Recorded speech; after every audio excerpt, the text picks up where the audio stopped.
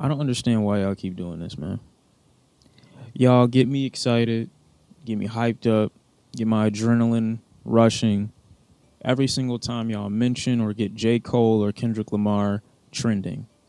It's really annoying to me that we're this impatient for new music from these artists. People who view them as great artists are willing to make up situations, stories, album rollouts, all types of things just for the impression that new music might be coming out, to give their fan base some sort of hope. I don't know if they do it because they're secretly thinking that maybe J. Cole, a portion of J. Cole's team, or whoever works with J. Cole may see what's going on, and they might be like, hey, J. Cole, your fans really want some music. Look at what they're doing. Look at how far they're willing to go. They're lying to each other, telling other people that you're going to release music. And then J. Cole's response is, well, I'm not. I was thinking that we were going to have a Lil Wayne x J. Cole interview. I was thinking that we were going to have a new J. Cole single probably in the next couple weeks. I was under the impression that another album will be coming out probably sometime in August. Y'all said very soon. Like, these things get trending, okay? Even Kendrick Lamar, a couple of days ago, people were saying it's confirmed that Kendrick Lamar's album is done. Who confirmed it? Who said it? This isn't even one of those guy I know whose cousin, whose man's friend, pregnant girlfriend's dog told me a microscopic organism in Antarctica told him. This isn't one of those stories. It's literally just someone saying that this person in this specific team said this thing. And there's no way to prove it to be true or not. It's just every time I go to a trending section, I'm looking at a Kendrick Lamar and I'm looking at a J. Cole, and I'm like, why are they trending? And then, the fucked up part about it is I don't even anticipate music from these dudes. I haven't been thinking about Kendrick Lamar or J. Cole, but lo and behold, Twitter said, hey, they're coming out soon. I saw the name. I'm like, oh, let me be straight up and honest with y'all. There's a chance we might not get new Kendrick or Cole until the pandemic is over. Right? And they don't even expect the pandemic to be over until 2021. So we might not get a Cole or a Kendrick album this year. We might not get a Cole and Kendrick album next year. I don't know. Y'all just keep saying the probability of that is high because their last record dropped 3 and 2 years ago. But if they can't tour off the record, that's a lot of money wasted. And if they're still shut down and closed in so many spots across the nation, even internationally, I don't think that we're going to get new music. I don't think it's coming. All right. No longer the college dropout. It's the presidential dropout. After a late registration that was probably no registration at all, I guess Kanye West looked and was like, oh, you gotta sign all this paperwork. Jesus, you said it was going to be simple. You said all I had to do was go and put your name on the thing and I would be president. In all seriousness, it did rub me the wrong way how many people were actually condoning and then supporting what could have been an episode from Kanye West. I do remember a couple of years ago when Kanye West first said and exposed to the public that he was bipolar, him saying that it felt like he could do anything one day, and then I don't remember if he said it felt like he wasn't on that same energy. A few days later, it was inconsistency with what he felt and what he was able to do. I think this is an example of such when you claim that I'm going to do something as unique and to the average person seems damn near impossible as becoming president, just to announce a couple days later that I'm no longer going to do it. These are those extreme highs and these random lows that I feel like he was alluding to years ago that aren't backed with any successful plans or any reasonable outline. It's just done off impulse. And it rubbed me the wrong way how many people were looking at this without that in mind. Not to say that he can't be coherent, but if the things that he's saying and doing are influenced by his mood, which he admits changes on a day-to-day basis and he doesn't really have control over, I don't really think it's wise to endorse behavior that is so impulsive from Kanye. And I think a lot of his fan base were enabling him in that. And I think a lot of the celebrities that were supporting him were enabling in that. Mariah Carey also has bipolar from what I know.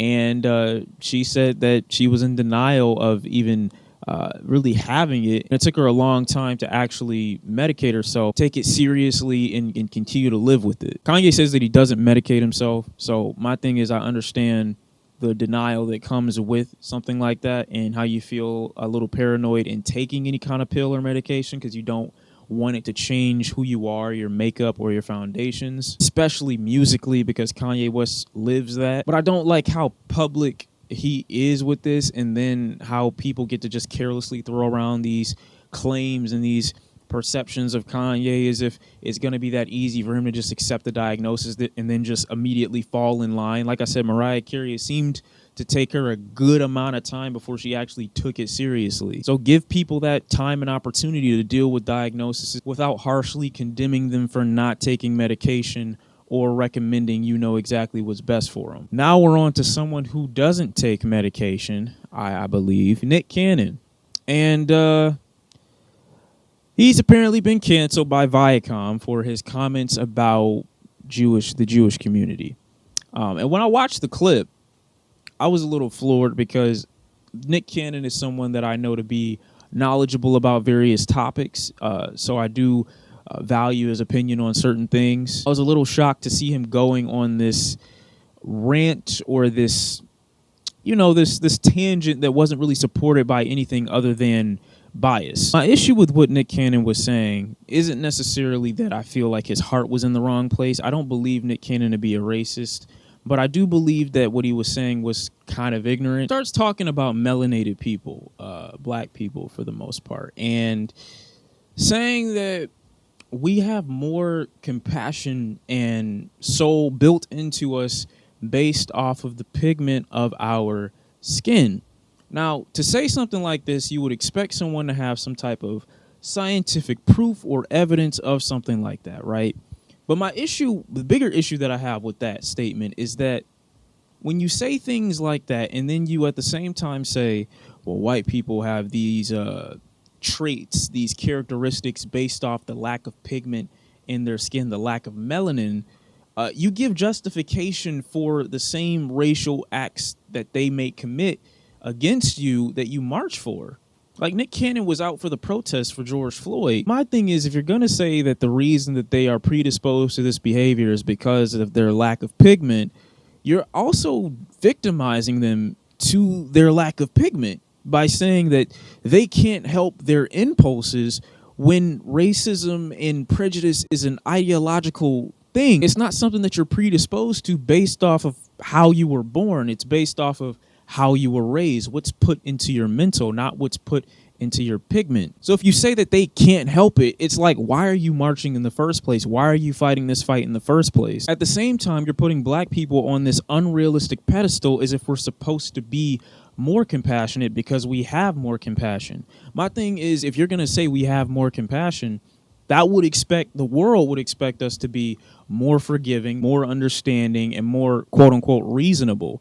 But the reason that we are frustrated in the first place is because we know that that isn't fair and that isn't true. You know how difficult it would be for me as a black man to prove racism if it were an accepted fact that the people that are being racist toward me are predisposed to that behavior, which would then justify it. The next issue I had a problem with is Nick not necessarily addressing the difference between race and ethnicity, because he unintentionally groups Jewish people along with white folks. Now, for black people, Jewish people have been an enemy for a while because Jewish people have been the enemy that black people can see. They were never the quote-unquote owners of the land, but they were landlords. They were people that had control over where you bought groceries. This is where a lot of the "we are the real Hebrews" rhetoric actually originated in New York, because Jewish people were given work and jobs that other races, more white people, didn't necessarily want. They were given the dirty work. So while you could say that a lot of Jewish folks were complicit in their mistreatment toward black people, you can't also say that they're the top of the food chain when they were given work that no one else wanted. You can make a similar case for Jewish people and black people as it pertains to the music industry. Being someone that used to attend school in Dearborn, Michigan, and being someone that didn't live too far from Dearborn, I was exposed to a lot of different cultures. One of those cultures being Jewish people. Jewish people would echo the sentiments that they were the victims of anti-Semitic behavior from black people, just like black people would, talk about racism at the hands of Jewish people. I say all that to say I understand why some people think that Jewish people are like the enemy, and the paranoia that's actually behind Nick Cannon's statements. So to understand why that would even be in Nick Cannon's mind, you also have to understand the previous racial tension that used to be between black folks and Jewish people. just like there was racial tension between black folks and Koreans. Saying that there were some Hebrews that are black is fine, because that's true. Even though there are so many factors that complicate why it's so hard to necessarily say who is what and who belongs to what, when you factor in how many nations and people were conquered back then. But to say that black people are the real Hebrews is to essentially say that other races have gentrified it, thus saying that this ethnic culture was not originally intended for these people, even though they've been living it for generations. I, as a black American, would never say that because, again, it's so hard and difficult to actually prove that, given how many different groups were conquered and destroyed back then. It's an interesting theory to ponder on and study, but it's not something I would claim as fact. It's not a hill that I would die on. The point about black people not having to be in caves as much because our melanin protects us from the sun, I thought was a good point. I just didn't know where he was going with it. It just seemed like a random point to bring up out of nowhere. If anything, you'd think he'd want to link us closer to a sun god, but he just goes back and forth with this Hebrew stuff. Twitter had a rampage with it. Oh, Nick got canceled for telling white people that they evil. No. And I also hate this level of authenticity given to tweets with a lot of likes, as if you and 50,000 other wrong niggas can't just be wrong collectively. This level of authority tweets with high numbers of likes have, to me, is really sickening because people look at that as like a source of information. I was actually given YouTube thumbnails as evidence for why Nick Cannon was right on with everything that he was saying. Y'all get research info off YouTube documentaries that are cut up in 3GP and use it for scientific data and evidence. It's crazy. And I love the opportunities that he's created for black people, young black people especially. I don't want to see him canceled. I don't think Viacom probably did the best thing in canceling him, but, you know, freedom of speech does not mean freedom of consequence. You can say whatever it is you want without the threat of being thrown in jail. That does not mean you cannot be fired. But I don't want to go on about this all day. Y'all let me know how you feel about it in the comment section down below. Do you think Nick Cannon was in the right? Do you think he was in the wrong? Me personally, I think he's a great man that's created a lot of opportunities for people.